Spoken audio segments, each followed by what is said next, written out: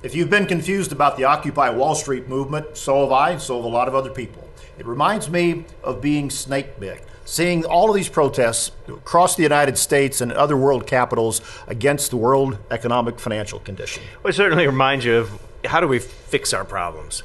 You know, people come up with all kinds of solutions, and the latest one is protesting and violence in many cases. So is that what solves our problems? Is that really where it's at? Well, you know, Steve, they drove them out of Ducati Park in New York earlier this week, and today they're threatening to come back in by the tens of thousands and maybe getting a second life, it seems, with this protest movement.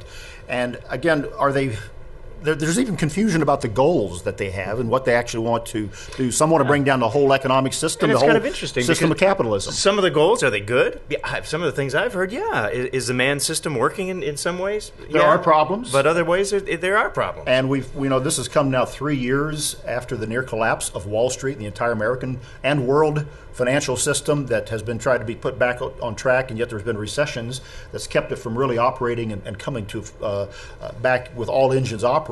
And we're still in the middle of a mess.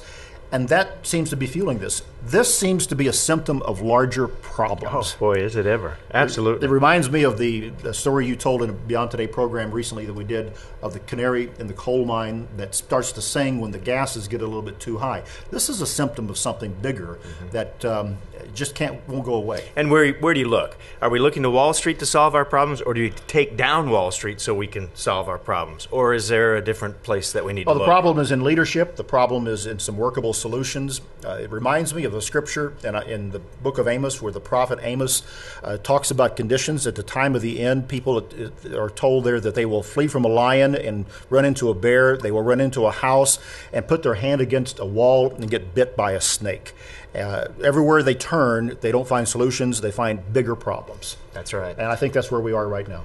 Are we solving our own problems? I think that scripture points it out. As long as we keep looking to ourselves, we're going to be snake bit. We're going to run into a bear. We're going to run into a lion. So are we looking to God for the solution? Proverbs says that we look to God. He knows how to direct our steps. That's BT Daily. Join us next time.